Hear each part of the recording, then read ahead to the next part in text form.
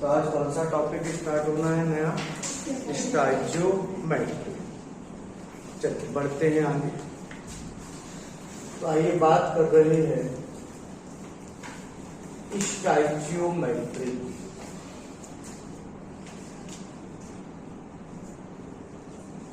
अब स्टोइचियोमेट्री क्या है तो आइए सुनेंगे।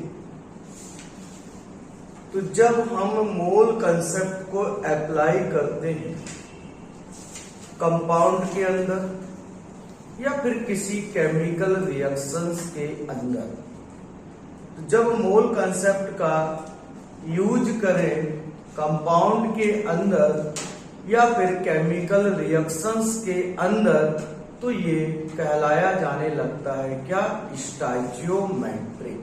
तो क्या है स्टोइचियोमेट्री? सिंपल सा means mole concept in the chemical reaction and compound is called as a stoichiometry. अब ये स्टोइचियोमेट्री जो होती है वो दो प्रकार की होती है। अगर आप मोल कंसेप्ट को अप्लाई करेंगे कंपाउंड के अंदर तो ये कहलाई जाती है मॉलिक्यूलर स्टोइचियोमेट्री। और अगर आप मोल कंसेप्ट का यूज किसी केमिकल रिएक्शंस के अंदर करते हैं तो इसको कहते हैं केमिकल स्टोइचियोमेट्री। तो क्या बोला गया? मोल कंसेप्ट इन कंपाउंड या फिर और in chemical reaction is called as a stoichiometry. अब आप जब मोल कंसेप्ट को यूज करते हैं किसके अंदर? कंपाउंड के अंदर, तो ये क्या कहलाई जाने लगती है? Molecular stoichiometry. और जब मोल कंसेप्ट का आप यूज करने लगते हैं किसी केमिकल रिएक्शंस के अंदर तो ये फिर बन जाती है that is the chemical stoichiometry. तो मॉलिक्यूलर स्टोइचियोमेट्री किसके लिए यूज करते हैं? Use for the compound. और केमिकल स्टोइचियोमेट्री हम लोग यूज करेंगे use for a balance chemical reaction. किसके लिए? केमिकल रिएक्शंस के लिए। पर केमिकल रिएक्शंस कैसी होनी चाहिए? बैलेंस। तो केमिकल स्टोइचियोमेट्री में हम क्या करते हैं? मोल कंसेप्ट लगाते हैं किसके अंदर?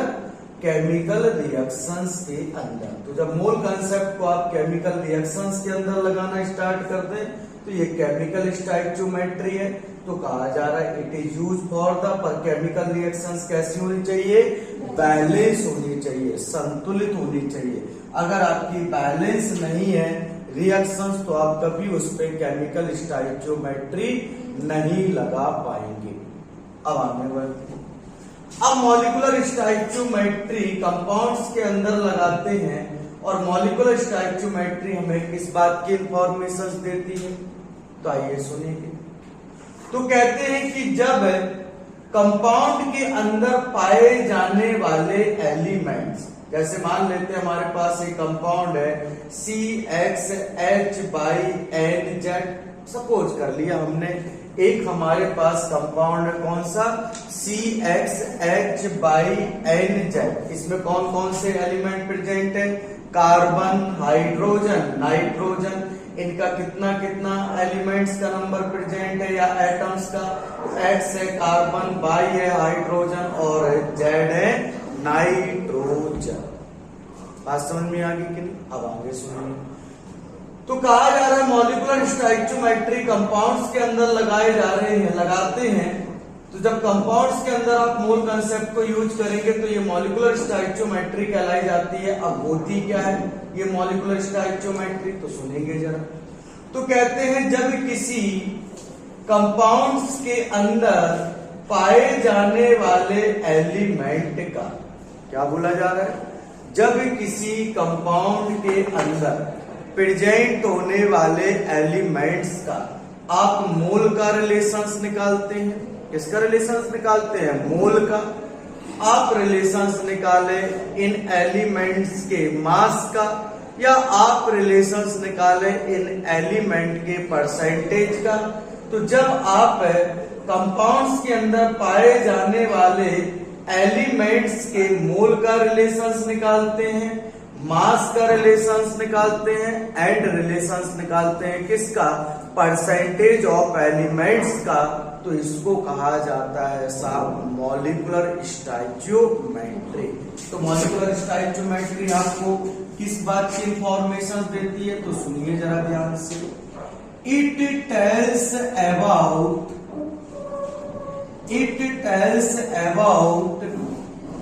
मोल relation, it tells about mole relation, mass relation, it tells about mole relation, mass relation and percentage of या percentage relation of different element present in different element present in compound। फिर से सुनिए, तो compounds के अंदर जो elements पाए जा रहे हैं, सिंपल सा मीनिंग समझो, what is the molecular stoichiometry. तो जब कंपाउंड के अंदर प्रेजेंट होने वाले एलिमेंट्स का, हम किस किस का रिलेशन निकाले, एलिमेंट का मोल रिलेशन, मास रिलेशन या फिर परसेंटेज रिलेशन। मोल्स में लो एलिमेंट्स या फिर उनके किसका क्या लो, उनका मास लो या फिर क्या लो, उनका परसेंटेज। तो जब कंपाउंड के अंदर पाए जाने वाले एलिमेंट के मोल का रिलेशन निकालते हैं आप, या फिर किसका रिलेशन निकालते हैं, मास का या फिर परसेंटेज का जब रिलेशंस निकालते हैं, तो इसको नाम दिया जाता है मॉलिक्यूलर स्टोइचियोमेट्री। अब आगे बढ़ते हैं, केमिकल स्टोइचियोमेट्री क्या है। तो केमिकल स्टोइचियोमेट्री सबसे पहले कहां पे लगाते हैं, बैलेंस केमिकल रिएक्शंस पर। क्लियर है कि नहीं। अब आगे सुनो, अब रिएक्शंस में कितने पार्ट होते हैं, तो दो पार्ट होते हैं, एक LHS और एक RHS। LHS जो लिखा होता है रिएक्शंस में उसको कहा जाता है रिएक्टेंट, और RHS जो लिखा होता है रिएक्शंस में उसको क्या बोलते हैं, प्रोडक्ट। तो अब आगे सुनो, तो जब कोई केमिकल रिएक्शंस आपको दी जाए, उस केमिकल रिएक्शंस में पाए जाने वाले रिएक्टेंट या फिर प्रोडक्ट, तो जब आप रिएक्टेंट के बीच में या फिर रिएक्टेंट प्रोडक्ट के बीच में या फिर प्रोडक्ट के बीच में किसका रिलेशंस निकालते हैं, मोल का, मास का एंड वॉल्यूम का। तो जब आप किसी रिएक्शंस के अंदर प्रेजेंट होने वाले रिएक्टेंट एंड प्रोडक्ट के बीच में मोल का रिलेशंस निकालें, मास का रिलेशंस निकालें, वॉल्यूम का रिलेशंस निकालें, तो ये कहलाया जाता है that is the chemical stoichiometry. Clear है कि नहीं। अब जैसे हम बचपन में सुनते हैं कि जैसे मान लो कोई रिएक्शंस है, अब उसमें कहा कि मान लो कार्बन की रिएक्शंस ऑक्सीजन से कराई, बना कार्बन डाइऑक्साइड।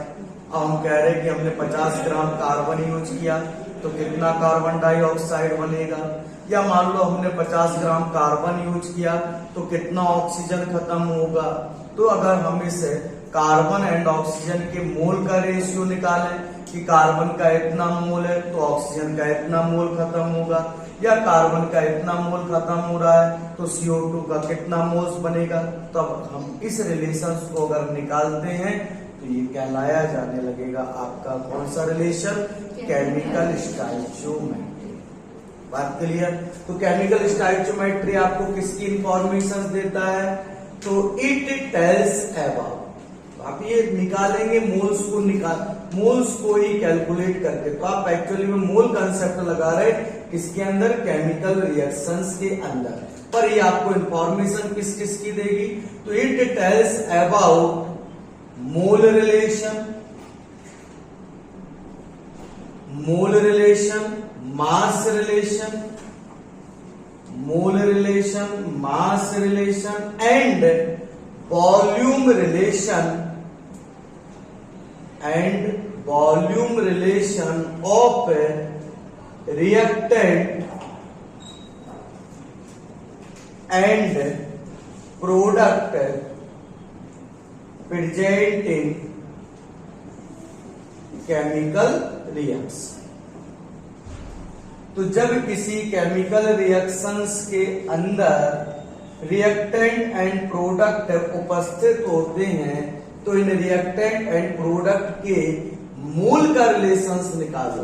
कहने का मतलब कितना रिएक्टेंट खत्म हुआ, कितना प्रोडक्ट बन रहा है। या मान लो दो प्रोडक्ट बने, उसमें से बता दिया जाए कि एक प्रोडक्ट का अमाउंट इतना बन रहा है तो दूसरा प्रोडक्ट कितना बनेगा।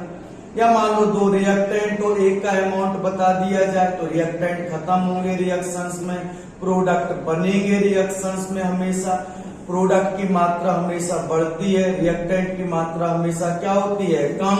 तो दो रिएक्टेंट में से एक की मात्रा बता दी कि इतना कम हो रहा है तो दूसरे की मात्रा आप कैसे निकालोगे।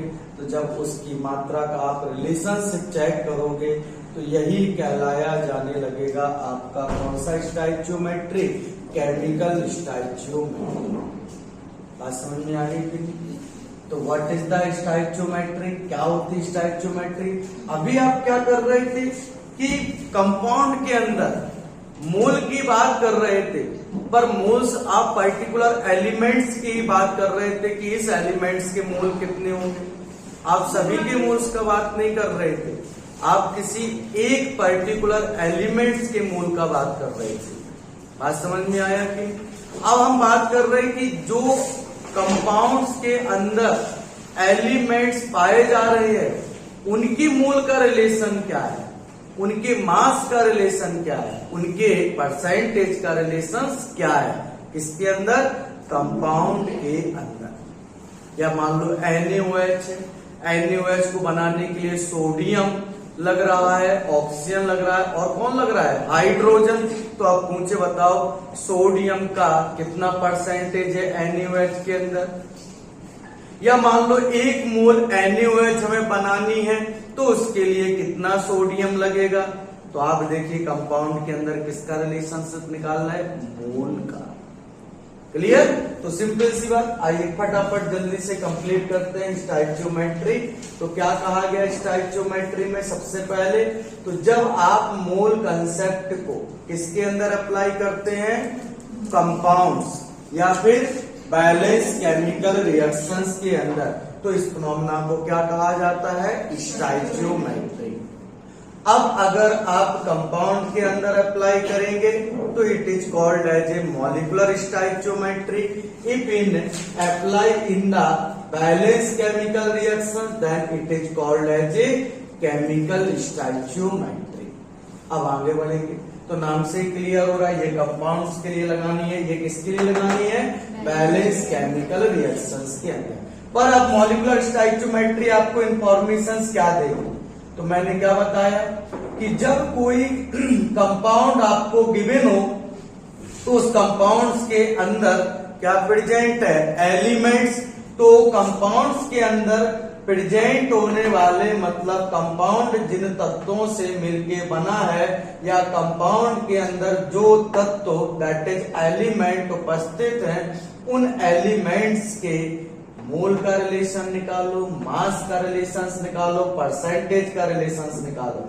हम रिलेशंस निकालेंगे, ये कैसे निकलेगा कैसे नहीं निकलेगा वो भी मैं तुम्हें सिखाऊंगा। पहले तो तुम डेफिनेशन सीखो कि मॉलिक्यूलर स्टोइकियोमेट्री में आप क्या क्या निकाल सकते हैं और किस किस का निकालेंगे। पहले डेफिनेशन सीखो, वो कैसे निकाला जाएगा कैसे नहीं निकाला जाएगा, इसके लिए तुम इंतजार करो, हम सब निकालना सिखाएंगे तुमको और तुम सब लोग निकालना सीख जाओगे, बस इंतजार करो कुछ बातों का। तो जब कंपाउंड के अंदर पाए जाने वाले एलिमेंट्स के किस किस का रिलेशंस निकाले, मोल का, मास का, परसेंटेज का, तो ये क्या कहलाया जाएगा, मॉलिक्यूलर स्टोइकियोमेट्री। और जब किसी बैलेंस केमिकल रिएक्शंस, तो केमिकल स्टोइकियोमेट्री की कंडीशन है कि रिएक्शंस होनी चाहिए कैसी, बैलेंस। जब तक बैलेंस केमिकल रिएक्शंस नहीं होगी आप केमिकल स्टोइकियोमेट्री को अप्लाई नहीं कर सकते, भले ही आपके पास केमिकल रिएक्शंस हो, पर वो अगर बैलेंस नहीं है तो फिर आपका आंसर में भी करेक्ट आ सकता है और इनकरेक्ट। तो भाई इनकरेक्ट आ सकता है तो हम उस ऑप्शन को क्यों रखेंगे, तो हमेशा हम केमिकल रिएक्शंस को क्या करेंगे, बैलेंस। अब ये आपको बताती किसके बारे में है, केमिकल स्टोइकियोमेट्री, तो फटाफट सुनो। तो केमिकल स्टोइकियोमेट्री रिएक्शंस पर लगती है और रिएक्शंस में दो ही चीजें होती हैं, या तो होता है प्रोडक्ट या फिर क्या होता है रिएक्टेंट। तो जब रिएक्टेंट के बीच में या फिर प्रोडक्ट के बीच में या फिर रिएक्टेंट एंड प्रोडक्ट के बीच में किस किस का रिलेशंस निकालो बच्चों, मोल का, किसका, मास का, किसका, वॉल्यूम का। तो यही कहलाया जाने लगता है कौन सा स्टोइकियोमेट्री, केमिकल स्टोइकियोमेट्री।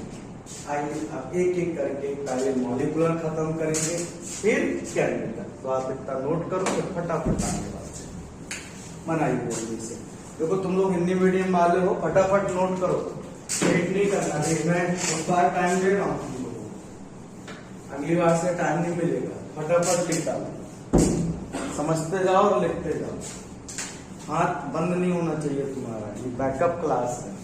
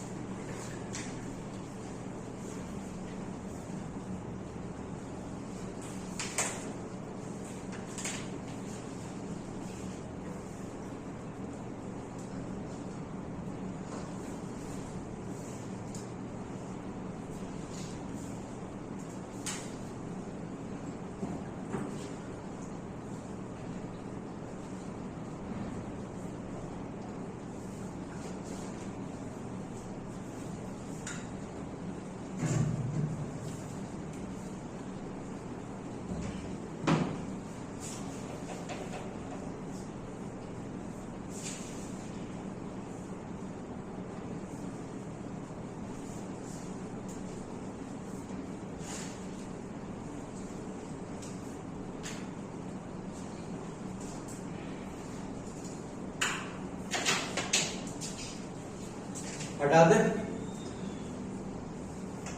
आज करो थोड़ा सा।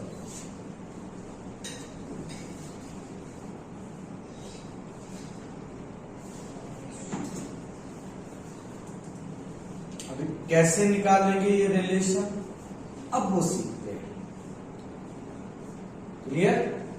पहले तो हमें पता होना चाहिए कि हम क्या क्या निकालते हैं किसी स्टोइकियोमेट्री में और किस किस के बीच में निकालते हैं, पहले तो ये मालूम होना चाहिए। अब ये पता लग गया, कंडीशंस पता चल गई कब हमें कौन सी स्टोइकियोमेट्री बतानी है। अब नंबर 2, अब ये रिलेशंस निकाले कैसे जाएंगे, मोल का, मास का, परसेंटेज का रिलेशंस, एलिमेंट का कंपाउंड के अंदर, और मास का, मोल का एंड वॉल्यूम का रिलेशन डिफरेंट रिएक्टेंट या डिफरेंट प्रोडक्ट या रिएक्टेंट प्रोडक्ट के बीच में।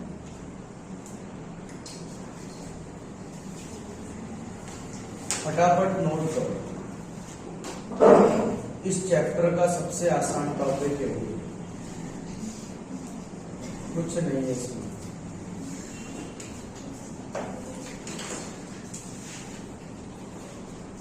बस डेफिनेशन क्लियर हो गया तो सब कुछ क्लियर है। और डेफिनेशन बिल्कुल साफ साफ लिखी गई है कि आपको क्या करना है किस स्टोइकियोमेट्री में। बस इतनी बातें अच्छे से याद रखो, क्वेश्चंस कभी गलत नहीं होगा, ये मेरा प्रॉमिस है। और कैसे क्वेश्चन सॉल्व करना है आइए उसको मैं समझाऊंगा। चलो आइए हम सीखते हैं मॉलिक्यूलर स्टोइकियोमेट्री। पहले डेफिनेशन लिखाने की जरूरत है नहीं, ऑलरेडी लिख चुके हैं। Molecular stoichiometry is applicable for compounds, इसके लिए लगाते हैं कंपाउंड्स के लिए, लिखा भी है यूज फॉर द कंपाउंड्स। अब करते क्या है इसके अंदर, तो कंपाउंड्स के अंदर पाए जाने वाले एलिमेंट के किसका रिलेशंस निकाला है, मोल का, मास का एंड परसेंटेज का। तो इसी को ही हम नाम देते हैं मॉलिक्यूलर स्टोइकियोमेट्री। आइए पहले समझ लो, साथ साथ फिर लिखते जाना, बट थोड़ा सा समझ लो और फिर जब मैं बोलूं लिखो तो लिखो। आइए मिलते हैं। तो सबसे पहले बात कर रहे हमारे पास, मान लो सपोज करिए कि एक मॉलिक्यूल ऑफ H2O प्रेजेंट है। H2O का कितना मॉलिक्यूल है, एक मॉलिक्यूल। तो एक मॉलिक्यूल ऑफ H2O में क्या क्या पाया जा रहा है, आइए समझते हैं। तो देखो साफ साफ दिख रहा है, इस एक मॉलिक्यूल H2O में ऑक्सीजन का एटम कितना प्रेजेंट हो रहा है, एक, और हाइड्रोजन के कितने एटम प्रेजेंट है, दो। तो मॉलिक्यूल बना होता है किससे बच्चों, एटम से। किससे मिलके बना होता है, एटम से। तो बेटा मॉलिक्यूल्स हमने लिया, एक मॉलिक्यूल वाटर का, तो साफ साफ दिख रहा है इसमें पहले तो दो प्रकार के एटम प्रेजेंट है, एक हाइड्रोजन और एक ऑक्सीजन, जिसमें हाइड्रोजन के कितने एटम प्रेजेंट है, 2 एटम ऑफ हाइड्रोजन। एंड बात करते हैं ऑक्सीजन का कितना एटम प्रेजेंट है, तो इसमें एक एटम ऑफ ऑक्सीजन प्रेजेंट है। क्लियर है। तो बताओ एक मॉलिक्यूल ऑफ H2O को बनाने के लिए, देखो यहीं से रिलेशनशिप निकालना स्टार्ट करें, कितने हाइड्रोजन लगते हैं, कितना ऑक्सीजन लगता है, एक। पक्का पक्का। अब यहां पे हम ऐसे बोले कि बताओ एक ऑक्सीजन एटम जब खर्च होता है H2O को बनाने के लिए, तो बताओ हाइड्रोजन के कितने एटम खर्च होंगे, 2। देखो ये रिलेशंस निकालना आपने स्टार्ट किया। ऑक्सीजन का रिलेशंस आप किससे निकाल रहे हैं, हाइड्रोजन से। अभी आप एटम का रिलेशंस निकाल रहे हैं, तो अभी स्टोइकियोमेट्री नहीं है। जब हम एलिमेंट का रिलेशनशिप निकालना स्टार्ट करें तो ये क्या बन जाएगी, स्टोइकियोमेट्री। पर कोई बात नहीं। अच्छा, हम ऐसा भी तो बोल सकते हैं कि जब एक मॉलिक्यूल H2O को बनता है तो इसमें कितने हाइड्रोजन खत्म होते हैं, कितने हाइड्रोजन खर्च होते हैं, 2। कितना ऑक्सीजन खर्च होता है, 1। तो जब बताओ ये एक हाइड्रोजन खत्म होगा तो ऑक्सीजन कितनी खत्म होगी, आधी। भाई 2 से जब ये कितना, रिलेशन चेक करो, जब 2 खत्म होता है तो ये कितना खत्म होता है, 1। तो जब 1 ये खत्म होगा तो ये कितना खत्म होगा, आधा। बस हम क्या, बस यही तो देखना है आपको प्यार के साथ, बस स्टोइकियोमेट्री तो निकालना। अब मैंने 10 मॉलिक्यूल ले लिए H2O के, चलो तो बताओ क्या रिलेशनशिप निकलेगा H2O के अंदर पाए जाने वाले हाइड्रोजन के एटम एंड ऑक्सीजन के एटम का। तो एक मॉलिक्यूल्स को बनाने के लिए कितने हाइड्रोजन लग रहे थे, 2। तो बताओ 10 मॉलिक्यूल ऑफ H2O को बनाने के लिए कितने हाइड्रोजन एटम लगेंगे, 20 एटम्स ऑफ हाइड्रोजन, यस और नो। और ऑक्सीजन के बताओ कितने एटम लगेंगे, 10 एटम ऑफ ऑक्सीजन। अब क्या बताओ हमारे पास 100 मॉलिक्यूल्स ऑफ वाटर बनाना है। अरे तुम जितना चाहो सर उतना बना सकते हो, हमारे पास क्राइटेरिया है, हमें पता है कि एक मॉलिक्यूल H2O को बनाने के लिए कितने हाइड्रोजन लगते हैं, 2। ऑक्सीजन कितना लगता है, 1। अब वो कह रहा है 100 मॉलिक्यूल ऑफ H2O बनाओ, तो बना लेते हैं। तो बताओ इसको बनाने के लिए कितने हाइड्रोजन एटम लगेंगे, 200 hydrogen atom, 200 atom of hydrogen and 100 atoms of oxygen. पक्का। यहां तक किसी को कोई डाउट हो, घबराहट हो, कमजोरी हो, तनाव हो, किसी भी प्रकार की समस्या हो तो बताओ, है का नहीं। अब आ जाओ मामला। अब हम कह रहे बताओ 6.02 इंटू 10⁻23 मॉलिक्यूल्स ऑफ H2O बनाने हैं। क्या बनाने हैं, मॉलिक्यूल्स ऑफ H2O। तो बताओ इसको बनाने के लिए कितना हाइड्रोजन एटम लगेगा एंड कितना ऑक्सीजन एटम लगेगा। तो हाइड्रोजन एटम लगेगा 2 into 6.02 into 10⁻23 atoms of hydrogen, yes और नो।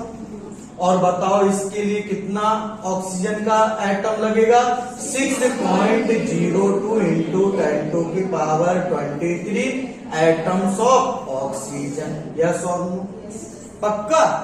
चल, तो हमने क्या बोला कि जब एक मॉलिक्यूल ऑफ H2O को बनाते हैं तो हाइड्रोजन का कितना एटम लगता है 2, ऑक्सीजन का 1, तो 10 के लिए हाइड्रोजन एटम 20, ऑक्सीजन एटम 10, 100 के लिए हाइड्रोजन एटम 200, ऑक्सीजन एटम 100। 6.02 या एवोगैड्रो नंबर के बराबर H2O मॉलिक्यूल बनाने के लिए कितने हाइड्रोजन के एटम लगेंगे? तो 2 into Avogadro number atoms of hydrogen and Avogadro number atoms of oxygen. Clear है कि नहीं? यहां तक किसी को घबराहट? पक्का? तो आप सब कुछ तो निकाल चुके हो, स्टाइचोमेट्री खत्म कर चुके हो, आप पता नहीं कहाँ घूम रहे हो। आओ अब इन्हीं मॉलिक्यूल से बनाते हैं इसके मोल्स और इनके एटम से बनाते हैं इनके मोल्स। बनाया जाए कि नहीं? तो आइए देखो साथ साथ। तो बताओ 6.02 इंटू 10⁻23 मॉलिक्यूल्स ऑफ H2O में कितना मोल्स पाया जाता है? 1। और जिसको नहीं पता है तो वो क्या कर सकता है, मॉलिक्यूल्स का नंबर या एटम्स का नंबर दिया जाए, दैट इज ये पार्टिकल्स नंबर है, तो इनको उससे मोल्स बनाने के लिए इनको किससे डिवाइड करिए भैया? एवोगैड्रो नंबर से। तो आप इसको एवोगैड्रो नंबर से डिवाइड करेंगे तो वैल्यू एवोगैड्रो नंबर की 6.02 इंटू 10⁻23। तो आप इतने मॉलिक्यूल्स को एवोगैड्रो नंबर से डिवाइड कर रहे हैं तो देखो क्या बन जाएगा, that is 1 mole of, form हो जाएगा अपना क्या, 1 मोल ऑफ H2O। यस और नो? क्या बन के तैयार हो गया? 1 मोल ऑफ H2O। भाई इतने मॉलिक्यूल्स दिए हैं बेटा, आप क्लास में आए हैं बैकअप की, बट पहले मैंने जितने लेक्चर कराए हैं मोल्स के वो तुम्हें मोल्स निकालना आना चाहिए। आज मैं मोल्स निकालना बिल्कुल नहीं सिखाऊंगा।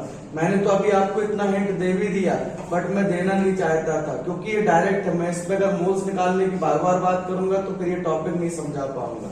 चलो फिर ध्यान से सुनिए। तो इसमें कितने मोल्स है मैं डायरेक्ट ही करूंगा। तो इतने मॉलिक्यूल्स ऑफ H2O में तो बताया था बेटा, अगर 6.02 इंटू 10⁻23 मॉलिक्यूल्स प्रेजेंट है किसके, वाटर के, तो इसमें कितना मोल्स ऑफ वाटर पाया जाएगा? 1। तो यहां पर आ गया 1 मोल ऑफ H2O। अब जरा इतने के एटम्स में हम क्या निकाल रहे हैं, that is the moles hydrogen के। तो इतने एटम्स में मतलब एवोगैड्रो नंबर एटम्स के बराबर, अगर हाइड्रोजन के एवोगैड्रो नंबर के बराबर एटम प्रेजेंट है तो ये कंटेन करते हैं हाइड्रोजन का कितना, 1 मोल। तो इतने एटम में 1 मोल इंटू 2, तो यहां से ये कितना आ जाएगा, 2 मोल्स ऑफ हाइड्रोजन। और 6.02 इंटू 10⁻23 एटम्स ऑफ ऑक्सीजन की वैल्यू किसके बराबर है, 1 मोल ऑफ ऑक्सीजन के। तो देखिए क्या रिलेशनशिप निकला जरा मोल्स का। तो आप कहेंगे अगर हमारे पास 1 मोल H2O कंपाउंड है तो इसको बनाने के लिए हाइड्रोजन के कितने मोल्स लगेंगे, 2 मोल्स, और ऑक्सीजन का कितना लगेगा, 1 मोल। पक्का? तो देखिए क्या रिलेशन निकल रहा है मोल्स का कंपाउंड के अंदर, हाइड्रोजन के मोल्स का एंड ऑक्सीजन के मोल्स का। तो आप कह रहे हो 1 मोल ऑफ H2O को बनाने के लिए हाइड्रोजन के कितने लगते हैं, 2 मोल्स, ऑक्सीजन का कितना लगता है, 1 मोल। या हम कहेंगे जब 2 मोल्स ऑफ हाइड्रोजन किसके साथ कंबाइन करता है, 1 मोल ऑफ ऑक्सीजन के साथ, तो कितना वाटर बनता है, 1 मोल। तो ये देखिए आप निकाल रहे हैं मोल का रिलेशन किसके अंदर, कंपाउंड्स के अंदर। यही कहा जाएगा that is the molecular stoichiometry. Clear है? तो देखो 1 मोल ऑफ H2O को बनाने के लिए कितने मोल्स ऑफ हाइड्रोजन लगेंगे, 2 मोल्स। कितने मोल्स ऑफ ऑक्सीजन लगेंगे? 1 मोल। प्रूव करके रखा है बेटा, ऐसे नहीं किया है, हमने पूरा प्रूव किया है कि इतने मॉलिक्यूल्स लिए वाटर के, तो उसमें कितना मोल्स है? 1। तो बेटा इसमें इतने एटम प्रेजेंट थे, तो इसमें निकाले मोल्स कितने आ गए? 2। इसमें कितना मोल्स आया ऑक्सीजन का? 1। तो साफ साफ प्रूफ हो रहा है कि 1 मोल्स ऑफ H2O को बनाने के लिए हाइड्रोजन एलिमेंट्स के कितने मोल्स लगते हैं? 2। और ऑक्सीजन का कितना मोल्स लगता है? 1। बात क्लियर है कि नहीं? किसी को कोई कंफ्यूजन इस बात में? पक्का। अब हम उल्टा भी खेल सकते हैं कि बताओ, जब 2 मोल्स ऑफ हाइड्रोजन खत्म होता है तो वाटर कितना मोल्स बनता है? 1। जब 1 मोल ऑफ ऑक्सीजन खत्म होता है तब वाटर कितना बनता है? 1 ही भैया, 2 कहां से बन जाएगा?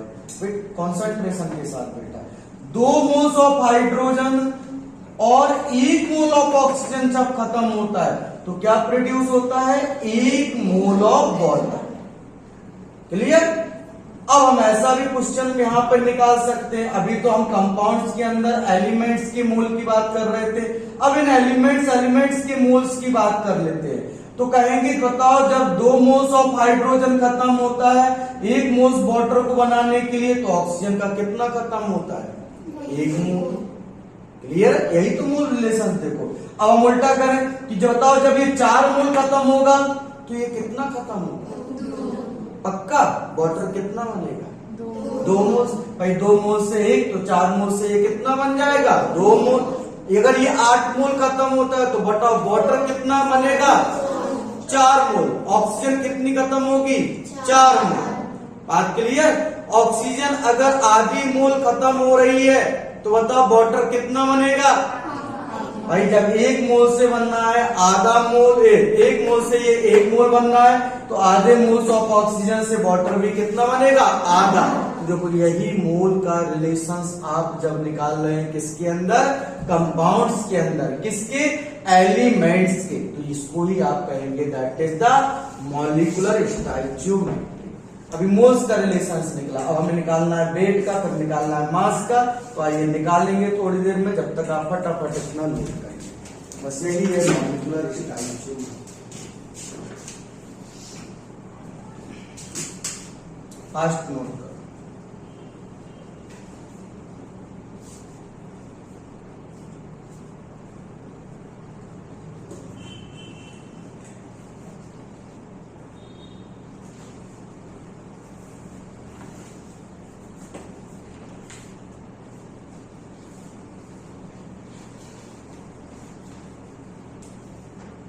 तो आप सिंपल सा मोल का रिलेशनशिप देखें, इसके एलिमेंट्स का, इसके अंदर कंपाउंड्स के अंदर। तो ये मोल रिलेशन ऑफ एलिमेंट्स कंपाउंड्स के अंदर कहा जाता है मॉलिक्यूलर स्टोइचियोमेट्री। जैसे हमने एक रिलेशन निकाला, वाटर का 1 मोल लिया तो उसमें हाइड्रोजन के कितने मोल रिक्वायर्ड हैं? 2।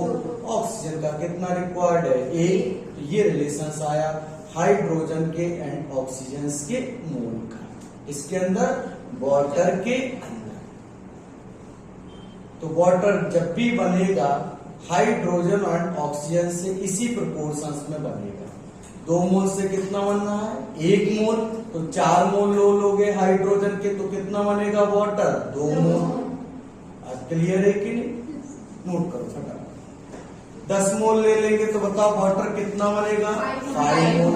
5 मोल ऑक्सीजन से ले ली तो कितना वाटर बनेगा? 5 ही बनेगा। कहाँ घूम रहे भाई? 5 मोल्स ऑफ ऑक्सीजन से लेंगे तो 1 मोल ऑफ ऑक्सीजन से 1 मोल ऑफ वाटर, तो 5 मोल ऑफ ऑक्सीजन से कितना? 5 मोल ऑफ वाटर। अब 5 मोल्स ऑफ ऑक्सीजन खत्म हो रही है तो कह रहा बताओ हाइड्रोजन कितनी खत्म होगी? 10।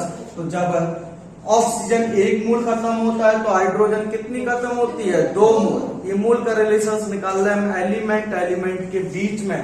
तो बताओ जब ये 5 मोल खत्म होगी तो ये कितना खत्म हो जाएगा? 10 हो गया। चल आगे बढ़ो।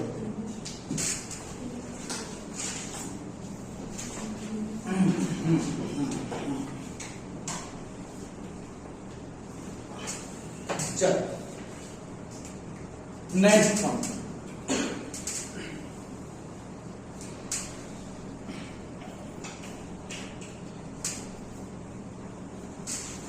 तो अभी हमारे पास 1 मोल ऑफ H2O है, तो इसको बनाने के लिए क्या हो रहा है, 2 मोल्स ऑफ हाइड्रोजन एलिमेंट। जब कंपाउंड ग्रुप बन जाएगा तो हम इसको कहेंगे, जब इतने मॉलिक्यूल्स प्रेजेंट होंगे तो इनसे बनेगा आपका 1 mole of water, that is compound बनना स्टार्ट कर देंगे इसको।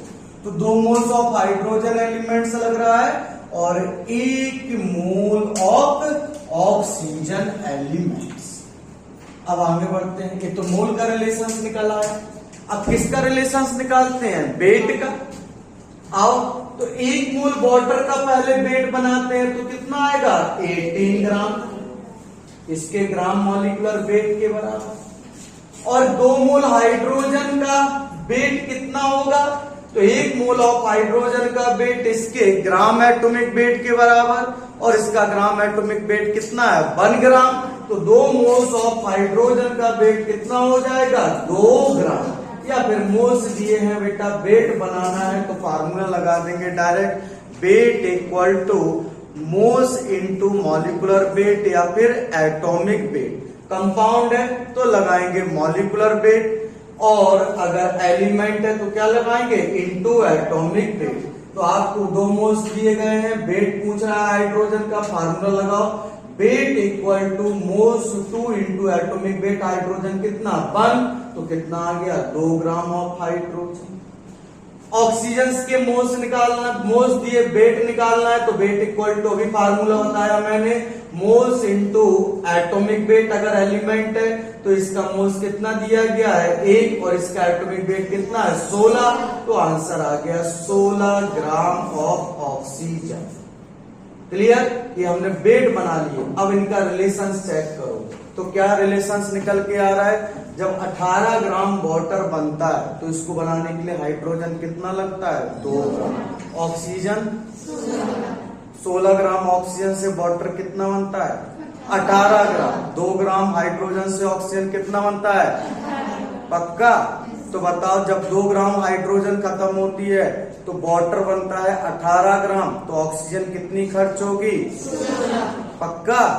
चलो, अब मैं 4 ग्राम हाइड्रोजन ले रहा हूं, अब रिलेशंस आगे बढ़ा रहा हूं। जब ये 4 ग्राम खत्म करेंगे तो बताओ वाटर कितना प्रोड्यूस होगा, 36। 2 ग्राम से बेटा 18 ग्राम, तो 4 ग्राम से कितना हो जाएगा, 36 ग्राम। तो जब ये 4 ग्राम खत्म होगा हाइड्रोजन, तो बताओ ऑक्सीजन कितनी खत्म होगी, तो भाई 2 ग्राम से के लिए ये कितना खत्म होता है, 16 ग्राम। तो बेटा 4 ग्राम से कितना खत्म होगा, तो ये डबल हो गया, तो ये भी डबल हो जाएगा। वैसे इसके बीच का रिलेशंस क्या कह रहा है कि जब ये 2 ग्राम खत्म होगा तो ये कितना खत्म होगा, 16 ग्राम। तो जब ये 4 ग्राम खत्म होगा तो ये कितना खत्म हो जाएगा, 32 ग्राम। अब ये 8 ग्राम खत्म हो रहा है, तो बताओ हाइड्रोजन कितनी खत्म होगी, 1 ग्राम। भाई 16 पे ये खत्म कितनी होती है, 2 ग्राम, तो आधा कर दिया अमाउंट, तो इसका भी आधा हो जाएगा। तो 8 ग्राम के लिए कितना लगेगा बेटा, 1 ग्राम। मार्केटिंग अच्छी होनी चाहिए, पहले ही बोला था आपको, अच्छे से ये पता होना चाहिए कि इसका रेट इतना है तो इतने पैसे में ये कितना आएगा। पहले बोलते, बचपन से लेके अभी तक यही बात बोलते, मार्केटिंग तुम्हारी स्ट्रांग होनी चाहिए। मूल कंसेप्ट में कुछ नहीं है। लास्ट टॉपिक पे आ गए हम लोग, आज ये खत्म भी हो जाएगा चैप्टर। अब देखो आगे बढ़ते हैं, ये किसका रिलेशंस निकल आया, मोल का एंड मास का। किसके, एलिमेंट्स का, किसके अंदर, कंपाउंड्स के अंदर। अब निकालते हैं नंबर 3, परसेंटेज का रिलेशन। परसेंटेज क्या होता है, परसेंटेज एलिमेंट्स का कैसे निकालेंगे, कहने का मतलब, अब देखो वो टोटल कितना बनना है, 18 ग्राम, और ये हाइड्रोजन कितना खत्म हो रहा है, 2 ग्राम। तो 2 ग्राम हाइड्रोजन का कितना परसेंटेज है 18 ग्राम ऑफ वाटर के अंदर।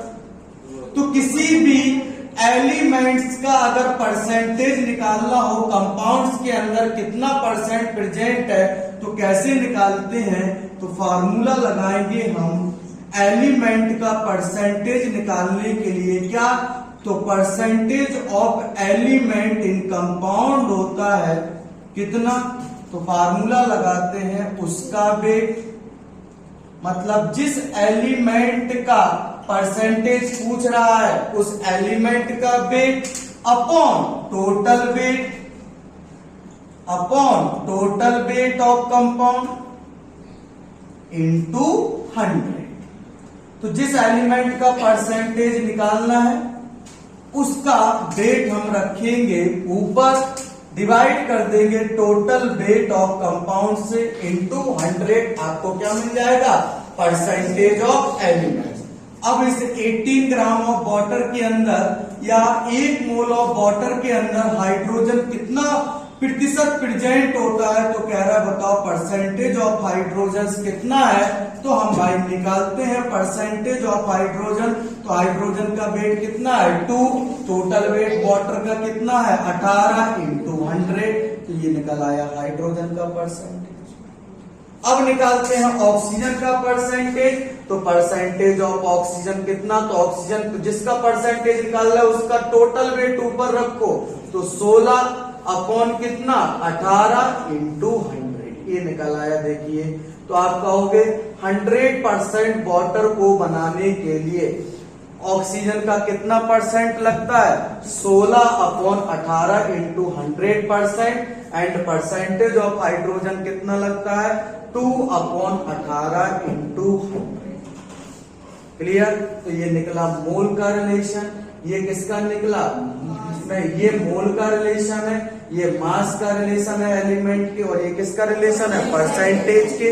तो जब आप मोल का रिलेशन निकाल है, मास का रिलेशन निकाल है, परसेंटेज का रिलेशन निकाल है, किसका? एलिमेंट्स का। किसके अंदर? कंपाउंड्स के अंदर। तो यही कहलाया जाएगा आपका मॉलिक्यूलर स्टोइकियोमेट्री। क्लियर? अब ये तो एक एग्जाम्पल था।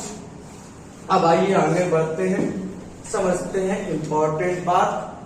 अब मॉलिक्यूलर स्टोइकियोमेट्री का क्वेश्चंस आएगा तो सर हम कैसे पहचानेंगे कि ये मॉलिक्यूलर स्टोइकियोमेट्री का क्वेश्चन है? तो आइए समझिए कुछ इंपॉर्टेंट बात। वो इंपॉर्टेंट बात क्या है? बहुत ध्यान से सुनिए केयरफुली। तो बेटा अगर आपको कंपाउंड्स का इंफॉर्मेशन दिया है, सुनना जरा ध्यान से, क्या बोला मैंने?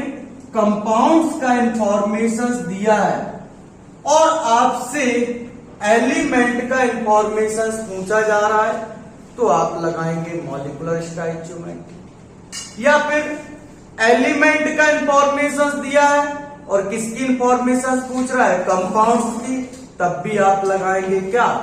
Molecular stoichiometry. और कंपाउंड दिया है और आपको एक एलिमेंट का इंफॉर्मेशन दे रहा है, दूसरे एलिमेंट्स का इंफॉर्मेशन पूछ रहा है, तब भी आप अप्लाई करेंगे मॉलिक्यूलर स्टोइकियोमेट्री।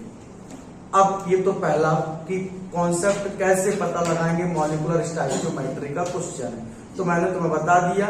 इंफॉर्मेशन एलिमेंट की दें, कंपाउंड की पूछे, कंपाउंड की दें, एलिमेंट्स की पूछे, या फिर एक एलिमेंट्स की इंफॉर्मेशन दे कंपाउंड के अंदर, दूसरे एलिमेंट्स का इंफॉर्मेशन पूछे, तो क्या लगाएंगे? Molecular stoichiometry. अब लगानी कैसे है? अब एक बात सुन लो यहां पे बेटा, आपको क्वेश्चन में मैंने बता दिया एलिमेंट की इंफॉर्मेशन दी जाए, कंपाउंड्स की पूछी जाए, कंपाउंड्स की इंफॉर्मेशन दी जाए, एलिमेंट्स की पूछी जाए, या फिर एक एलिमेंट्स दी जाए दूसरे की पूछी जाए, तो आप मॉलिक्यूलर स्टोइकियोमेट्री लगाएंगे। बट बात आती है लगाएंगे कैसे? तो सुनिए सबसे इंपॉर्टेंट पॉइंट, आपको जो भी इंफॉर्मेशन दी गई है जिसकी भी, उसको एज इट इज बना रहने दीजिए, उसको कुछ छेड़छाड़ मत करिए। किसके साथ छेड़छाड़ करिए? तो जो भी कंपाउंड्स आपको दिया गया है, यानी क्या बोला? जो भी कंपाउंड्स आपको दिया गया है उस पे लगाइए पहले आप मॉलिक्यूलर स्टोइकियोमेट्री। और उसके लिए मॉलिक्यूलर स्टोइकियोमेट्री लगाने के लिए क्या करेंगे? आप उस कंपाउंड का 1 मोल लीजिए। क्या लीजिए? 1 मोल। समझिए ध्यान से, क्या लीजिए? उसका 1 मोल। और 1 मोल लेकर आप उसके अंदर रिलेशनशिप निकालिए, किसका? दिए गए एलिमेंट्स के मोल का। मिल गया? और जब आपको रिलेशनशिप मिल जाएगा तो फिर आपको जो भी क्वेश्चन पूछा जा रहा है, फिर आप उस इंफॉर्मेशन को निकालिए किसके द्वारा? इसी इंफॉर्मेशन के द्वारा जो अभी आपने निकाल ली है। आइए इन बातों को, जो मैंने आपको बातें भी बताई, आइए इनको अप्लाई करते हैं। पहले इस क्वेश्चन को समझ लो, फिर आगे आप नोट करिएगा। क्वेश्चन पूछ रहा है कि हाउ मैनी, क्वेश्चन सुनो पहले देखो, how many gram of NaOH, पहले क्वेश्चन समझ लो, NaOH form by 8 gram of oxygen. Question ये है। तो देखो इसमें क्वेश्चन का टाइप समझो पहले बच्चों। ऐसे क्वेश्चन आपको बुक में, मॉड्यूल में हर जगह मिलेंगे। तो टाइप देखो क्या दिया गया है, कंपाउंड है कि नहीं। How many gram compound given है, और कौन गिवन है, ऑक्सीजन। तो ये एलिमेंट्स हो गया, ये कंपाउंड है, और ये कौन हो गया, एलिमेंट्स। अब इस कंपाउंड और एलिमेंट्स में किसका इंफॉर्मेशन दिया गया है, एलिमेंट्स का। किसका पूछ रहा है, कंपाउंड्स का। तो लगाएंगे सिंपल सी स्टोइचियोमेट्री, कौन सी, मॉलिक्यूलर। अब मैंने क्या बोला था, जो भी कंपाउंड दिया जाए पहले आप क्या निकालिए, उसका लीजिए 1 मोल। तो हमने 1 मोल NaOH ले लिया। तो अभी प्रूव किया था कि बेटा अगर ये 1 मॉलिक्यूल होता तो ये कितना सोडियम एटम रखता है, एक ऑक्सीजन एटम और एक हाइड्रोजन एटम। अब अगर हम मोल्स ले लेंगे तो बेटा सब बातें हम किस में करना स्टार्ट कर देंगे, मोल्स में। तो आपने 1 मोल्स लिया है तो आपका हो गया, मोल्स लिया तो मोल्स में ही सारी बातें करनी है। तो 1 मोल ऑफ NaOH किससे मिलके बना है, 1 मोल ऑफ सोडियम से, यस और नो। और किससे मिलके बना है, 1 मोल ऑफ ऑक्सीजन से, और 1 मोल ऑफ हाइड्रोजन से, यस और नो। पर यहां पे देखो क्वेश्चन किसकी बात कर रहा है, वेट की। तो वेट निकाल लो तुम पहले तो, और अब सबका वेट मत निकालो, सबका वेट मत निकालो। जिसका वेट दिया गया है उसी का वेट निकालो, और जिसका पूछा जा रहा है उसका वेट निकाल लो। तो बताओ 1 मोल NaOH का वेट कितना हो गया, इसका ग्राम मॉलिक्यूलर वेट के बराबर, और इसका ग्राम मॉलिक्यूलर वेट कितना है, 40 ग्राम। तो 1 मोल NaOH का आप फार्मूला भी लगा सकते हो, फिर बता रहा हूं, weight equal two moles into molecular weight.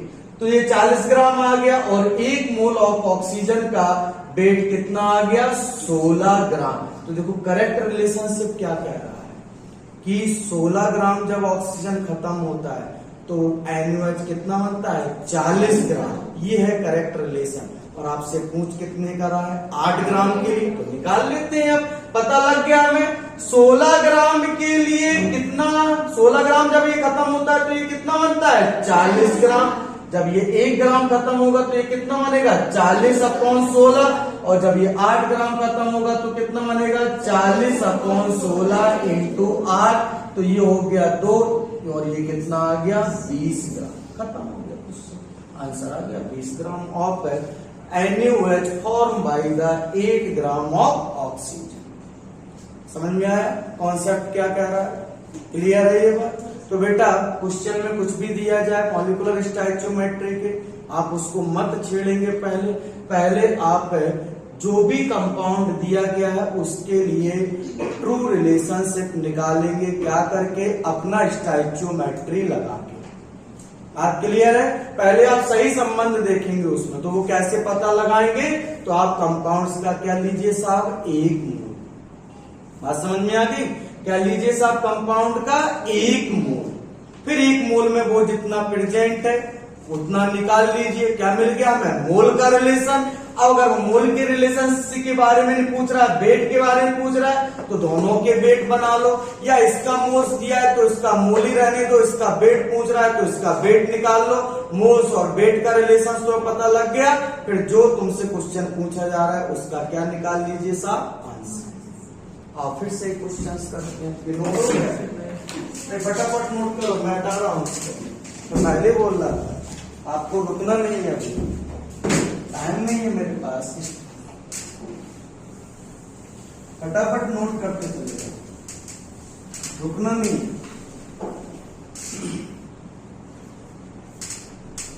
आगे बढ़ो, नेक्स्ट। नोट नहीं हो पाए तो बाद में रिकॉर्डिंग करके नोट करना। अच्छा क्वेश्चंस नेक्स्ट देखो, सेम क्वेश्चंस कराते हैं। बताना आंसर, ट्राई करना। How many gram of calcium is required, how many gram of calcium is required to form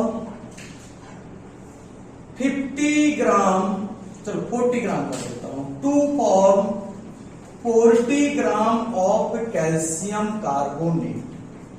ये है क्वेश्चन, कह रहा है बताओ कितना ग्राम कैल्शियम का लगेगा क्या करने के लिए, 40 ग्राम कैल्शियम कार्बोनेट बनाने के लिए। तो सबसे पहले आइडेंटिफाई करिए क्वेश्चंस का टाइप क्या है। क्लियर? तो क्या गिवन है क्वेश्चन में, साफ साफ दिख रहा है, एक एलिमेंट्स और दूसरा compounds. So use the simple molecular stoichiometry. करोगे क्वेश्चन को, बताओ कितना आंसर आ रहा है,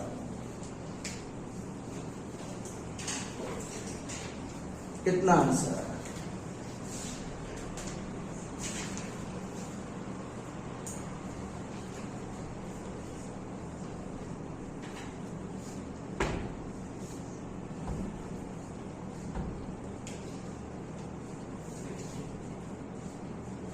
16 चेक कर लेंगे।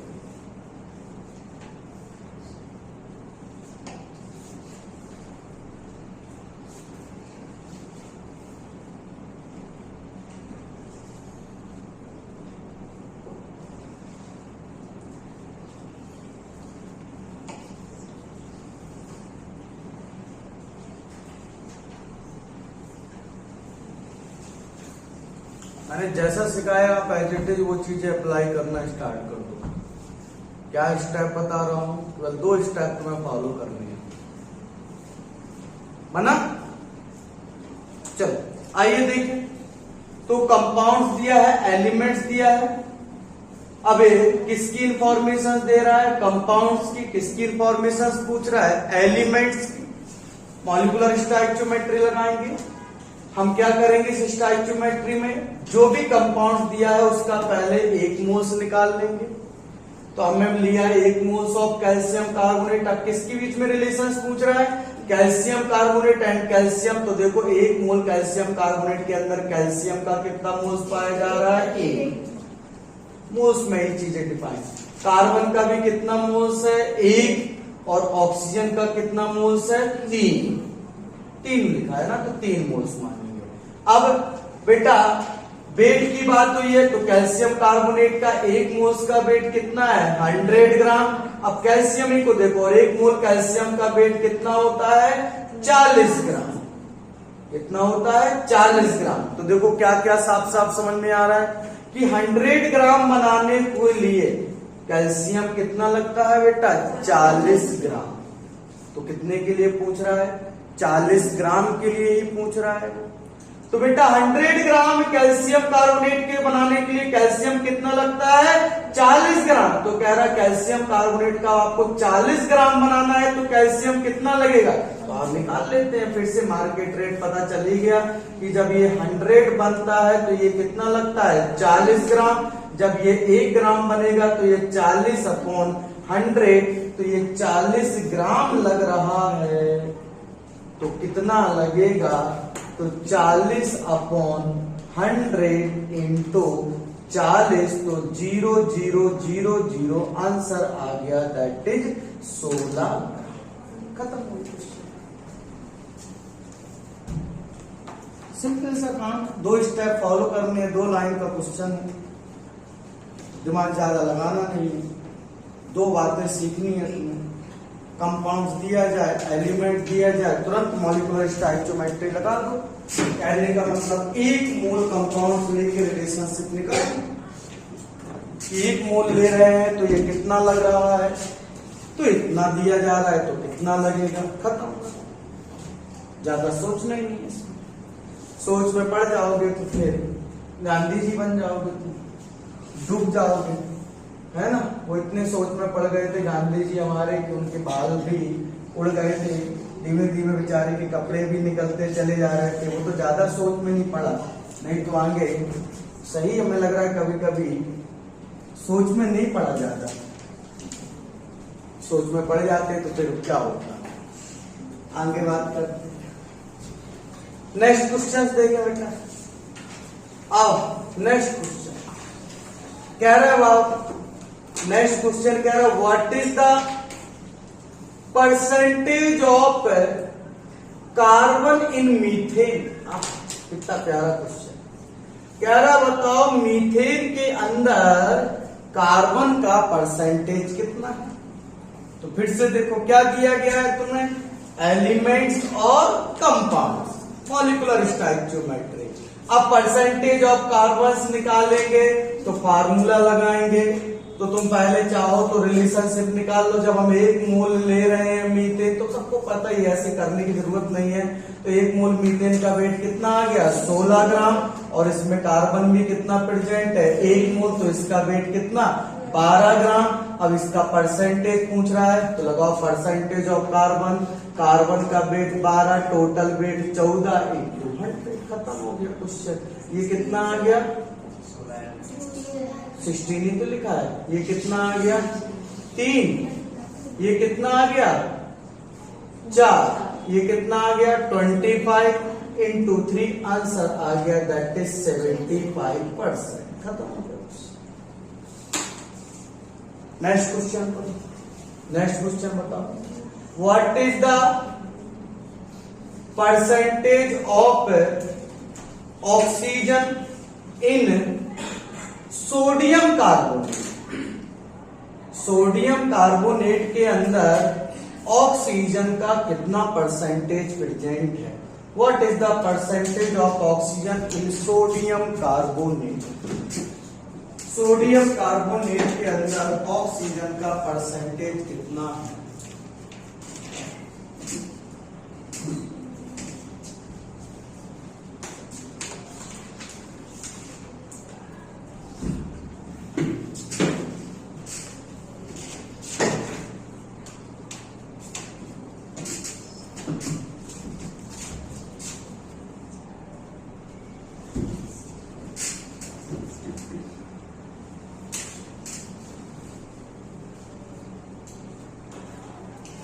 चलो तो आइए लगाते हैं फिर से stoichiometry.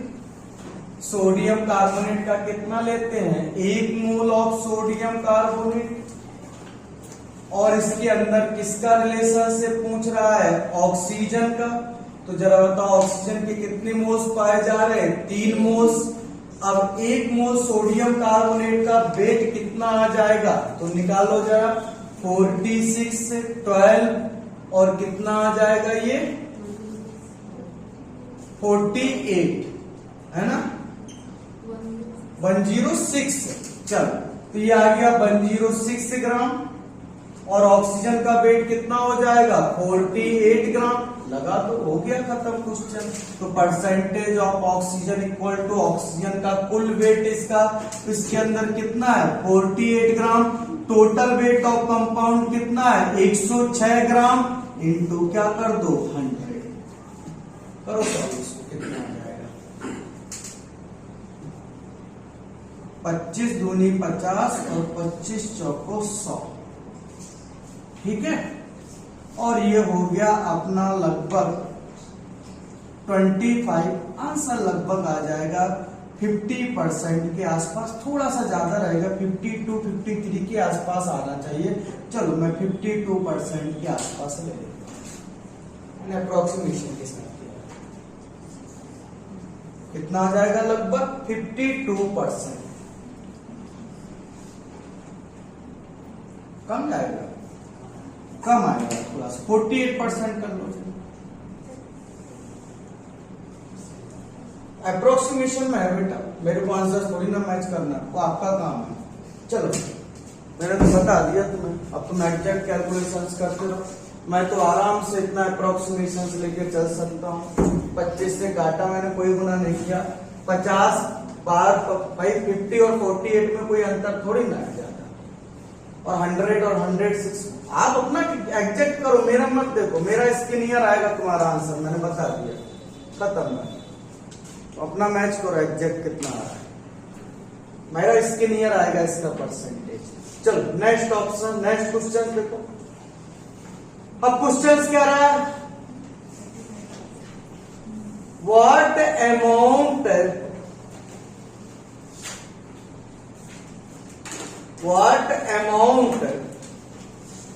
Of magnesium is required, what amount of magnesium is required to prepare the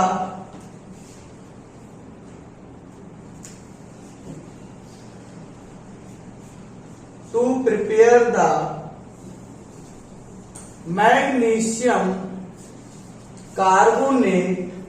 What amount of magnesium is required to prepare the magnesium carbonate, छोटा सा पॉइंट और इसमें, to prepare the magnesium carbonate when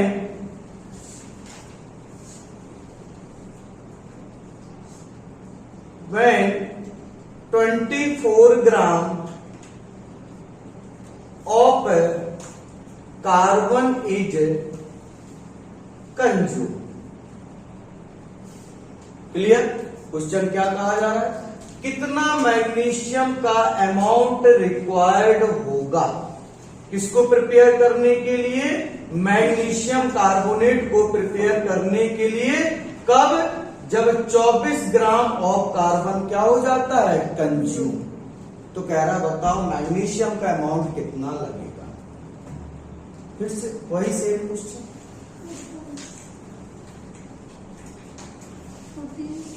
check कर लेंगे।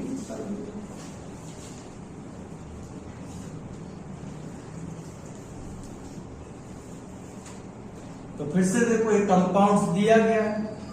अब compounds के अंदर एक एलिमेंट का इंफॉर्मेशन दे रहा है, दूसरे का पूछ रहा है। सो यूज द मॉलिक्यूलर स्टोइचियोमेट्री।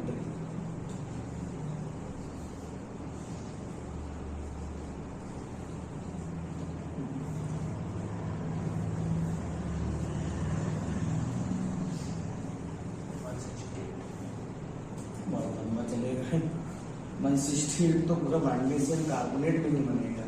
चलो खैर कोई बात नहीं, हो जाता है, जोश जोश में ज्यादा आगे निकल जाता है कभी कभी, है ना। हमने कहा था कि बस तुम्हें सिंपली निकालना है, 2 स्टेप लगाने हैं, पर तुम बहुत आगे निकल गए। चलो पहले हम रिलेशंस निकालेंगे किस किस के बीच में, कार्बन और मैग्नीशियम के बीच में। तो उसके लिए लगाते हैं मॉलिक्यूलर स्टोइचियोमेट्री। इस का कंपाउंड्स का 1 मोल लो। तो ये साफ साफ चिल्ला चिल्ला के कह रहा है कि अगर तुमने हमारा 1 मोल लिया तो हमारे अंदर मैग्नीशियम भी कितना प्रेजेंट होगा, 1 मोल। कार्बन भी कितना प्रेजेंट होगा, 1 मोल। और ऑक्सीजन भी कितना प्रेजेंट हो, ऑक्सीजन कितना प्रेजेंट हो जाएगा, लेकिन 3 मोल। अब मोल्स की बात नहीं हो रही, वो वेट के फॉर्म में बात कर रहे हैं। तो 1 मोल्स और मैग्नीशियम का वेट 24 ग्राम, 1 मोल कार्बन का वेट 12 ग्राम। हमें इसकी जरूरत है नहीं क्योंकि इससे कोई रिलेशंस का मतलब है नहीं। तो देखो साफ साफ रिलेशंस क्या निकला कि जब ये 24 पे 12 ग्राम खत्म होता है तो ये कितना खत्म होता है, 24 ग्राम। तो बेटा जब ये 24 ग्राम खत्म होगा तो नहीं बता पाओगे ये कितना खत्म, तो फिर इतना टाइम क्या लगा रहा हूं ना, सब कुछ निकाल के बैठी है लेकिन आगे नहीं बढ़ पा रही है। अब इनके बीच में रिलेशंस नहीं देख पा रही है कि अब क्या करना। अब इतनी देर के बैठी हो निकाल के इतना रिलेशन। जब तुमने इतना कर लिया तो देखो ना किस किस की बात कर रहा है, मैग्नीशियम कार्बन। तो लगाओ ना मैग्नीशियम कार्बन के बीच में। तो क्या कह रहा है ये रिएक्शन, जब ये 12 खत्म होता है ये कितना खत्म होता है, 24। तो जब ये 24 खत्म होगा तो वो कितना खत्म होगा, जब ये डबल खत्म हो रहा तो ये भी डबल खत्म हो जाएगा। तो 12 जब ये खत्म होता है तो 24, जब 1 ग्राम खत्म होगा तो 24/12। तो जब 24 ग्राम खत्म होगा तो कहाँ चला गया, तो जब 24 ग्राम खत्म हो गया तो 24/12 इंटू 24, ये हो गया 2 और ये कितना आ गया 48 ग्राम। मुबारक हो, देखो आंसर आ गया, खत्म। आसान से क्वेश्चन को तो निकाल कर मैं डिफिकल्ट बनाने की कोशिश कर रही हूं।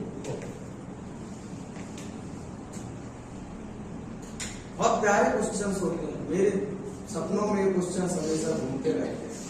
नहीं सही बता रहा, मेरे सपने में, तुम्हारे सपनों में आती होंगी महारानी महाराजा, हमारे सपनों में यही आती है केमिस्ट्री। इससे ज्यादा दुनिया में किसी को प्यार नहीं करता। ये अपनी माँ को करता था कि इसको करता। उसके बाद मैंने किसी को ऑप्शंस नहीं दिया, ना बच्चों को, ना वाइफ को, और बाकी तो फिर बात ही नहीं कर सकता। पहले नंबर पे माँ और दूसरे नंबर पे मेरी केमिस्ट्री, बस इसी से मुझे लगाव है। बाकी सब मोह माया है ना। मैं इसके बिना जी नहीं सकता और ये मेरे बिना नहीं जी सकती। अब मुझे ऐसा लगता है हमें एक दूसरे की बहुत जरूरत है, क्योंकि केमिस्ट्री में बहुत सारे रूल्स हम भी बनाने स्टार्ट कर दिए। अब हम नहीं देखते कि बोहर क्या कह रहे हैं और फैराडे क्या कह रहे हैं, हम देखते कि हम क्या कह रहे हैं। जो हम कहेंगे अब वही सही माना जाएगा। क्लियर है? चल आगे। हाउ मैनी, 2-3 क्वेश्चन सॉल्व करा देते हैं। भगवान की कृपा से तुम यहाँ क्लास से जब जाओ तो हो सकता है क्वेश्चन के आंसर सही सही देने लगो और करा देते। How many moles of oxygen present in 0.25 moles of calcium phosphate. मेरी बातों को तुम बस सुनो अच्छे से कि मैंने क्या टर्मिनोलॉजी यूज की। जब एक एलिमेंट और कंपाउंड दिया जाए और किसी एक की इंफॉर्मेशन दी जाए दूसरे की, या फिर 2 कंपाउंड देकर एक एलिमेंट्स का इंफॉर्मेशन दे दूसरे की पूछे, always used as molecular stoichiometry. उसके अलावा तुम्हारे पास कोई ऑप्शंस भी नहीं है। 2 चेक कर ली, 2 आएगा कि नहीं, लगो सॉल्व करो क्वेश्चन।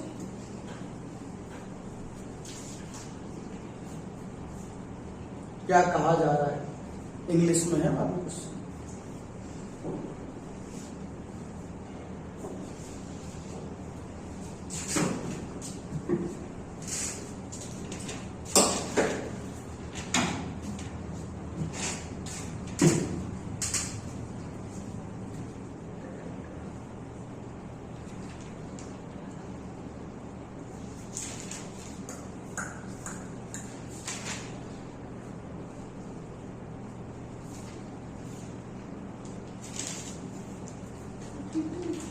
थर्टी 32 चेक करते हैं। मुझे नहीं पता इसका आंसर, तो कभी नहीं याद रखना आंसर, सॉल्व करता हूं। आजा भाई,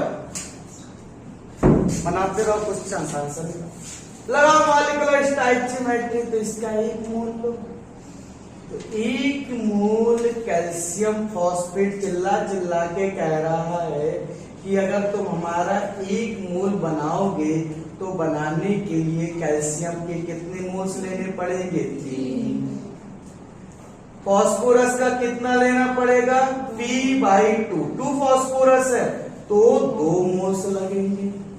और कितने ऑक्सीजन है? 4 दूनी 8, मतलब 1 मोल अगर तुम्हें कैल्शियम फॉस्फेट बनाना है तो इसके लिए तुम्हें 3 मोल्स ऑफ कैल्शियम चाहिए,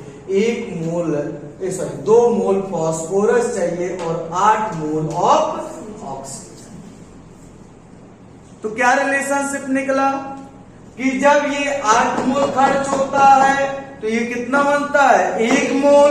या जब ये 1 मोल होता है तो इसके अंदर ऑक्सीजन कितनी होती है? 8 मोल। तो जब ये 0.25 मोल्स है तो इसके अंदर कितनी ऑक्सीजन होगी? और निकालते हैं। तो भाई जब ये 1 मोल्स होता है तो इसके अंदर ऑक्सीजन कितनी पाई जाती है? 8 मोल। क्लियर? तो जब 0.25 मोल्स होगा तो कितनी ऑक्सीजन पाई जाएगी? 8/1/4, या फिर चलो 0.25 ही लिख देते हैं, तुम्हें कंफ्यूजन ना हो। तो यहां से 0.25 हटाते हैं, कितना हो गया है? ये आ गया आपका 4, आंसर आ गया 2 मोल्स। इतनी पाई जाएगी, खत्म हो गया। बस मिसाइल उड़ाते रहोगे। आंसर आया था दोनों? बहुत बढ़िया, तो अब सही रास्ता अपनाने लगी हो। अब मैंने बता दिया, तुमने क्या किया, पहले संबंध निकालना नहीं आ रहा था, तो संबंधी बनाना स्टार्ट करो, निकलना आ जाएगा। तुम्हारे फिक्स संबंधी है, तुम दो लोगों के बीच में संबंध देखना स्टार्ट करोगे, अपने आप संबंध आना स्टार्ट हो जाएगा। चलो नेक्स्ट देखो। हाँ, व्हाट is the weight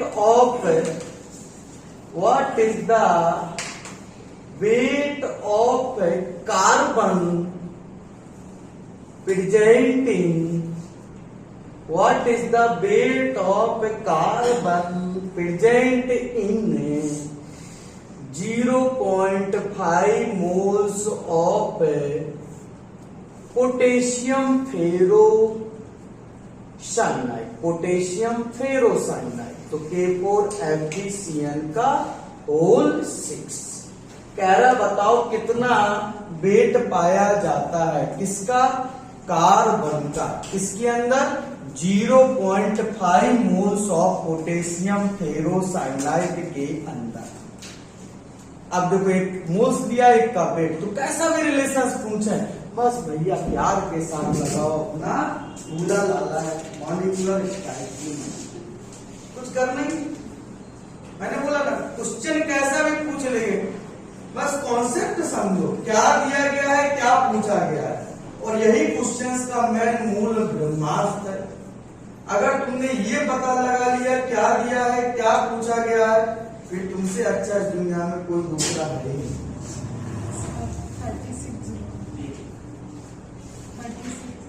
36 ग्राम तुम्हारा नाश पीते, हम क्या पूछे, देखो सामने लिखा है, देखो तुम क्या पूछ रहे हो। 36 ग्राम। चलो चेक कर लेते हैं क्या है, सही है आंसर, गलत। तुम क्या अभी बैठी हो क्या, पूरा भरतपुर लौट गया, देखो आंसर सारा है, तुम अभी बैठी हो। तुम इतने दिन कहाँ गए, ये कैसे समझ में आ रहा है, तो रिकॉर्डिंग देख के आती तुम, बहुत बढ़िया, धन्यवाद। अपना भी काम आसान कर रही हो, हमारा भी काम, में तो टेंशन में ही था कि तुम्हें समझ में आ रहा है कि नहीं। बहुत अच्छा किया तुमने बता दिया, अब मैं बहुत निष्फिक्र हूँ, बहुत अच्छा लगा ये बात,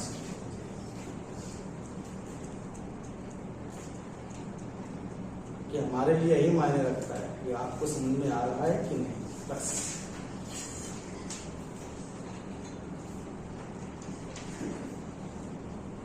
कोकलाबेन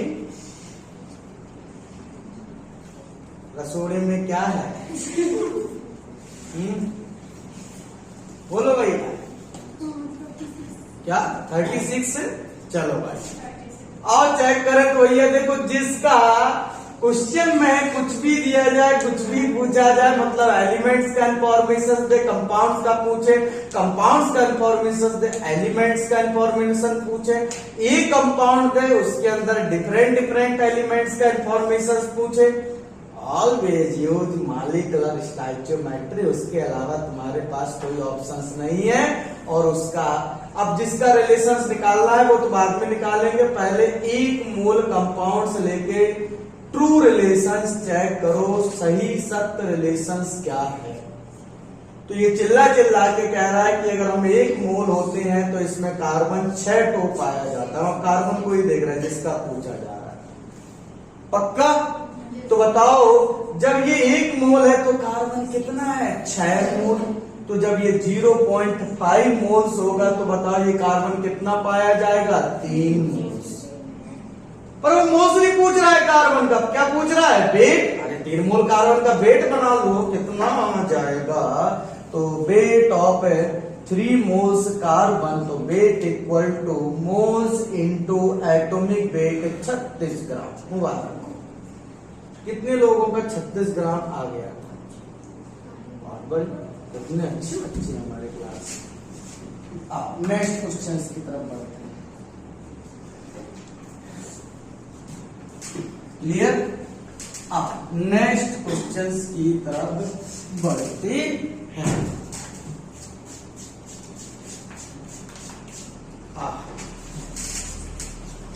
percentage of nitrogen in urea will be, percentage of nitrogen in urea will be, बताओ परसेंटेज ऑफ नाइट्रोजन यूरिया के अंदर कितना होना चाहिए या कितना होगा, निकालो। यूरिया का इंफॉर्मेशन दिया, कंपाउंड दे दिया, और तुमसे क्या पूछ रहा है, नाइट्रोजन का प्रतिशत। तो एक एलिमेंट्स दिया है, मतलब एक एलिमेंट्स के बारे में पूछा जा रहा है, कंपाउंड्स दिया गया।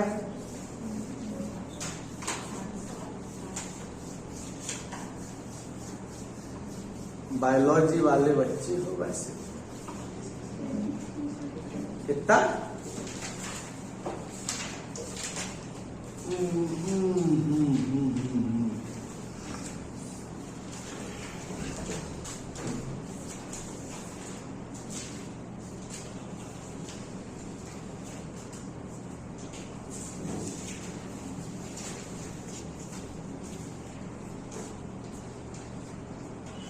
हो गया। चलो चेक करें।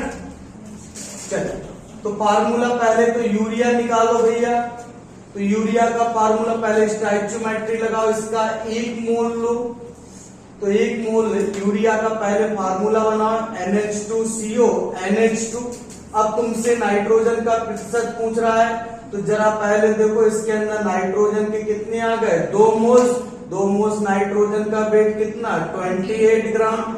1 मोल यूरिया का वेट कितना, 60 ग्राम। पर वेट और मोल्स का रिलेशन नहीं पूछ रहा है, वो पूछ रहा है परसेंटेज का रिलेशन। तो percentage of nitrogen equal to nitrogen का टोटल वेट अपॉन यूरिया का टोटल वेट इंटू 100। तो ये आ गया आपका 46.6%, सीधा सीधा।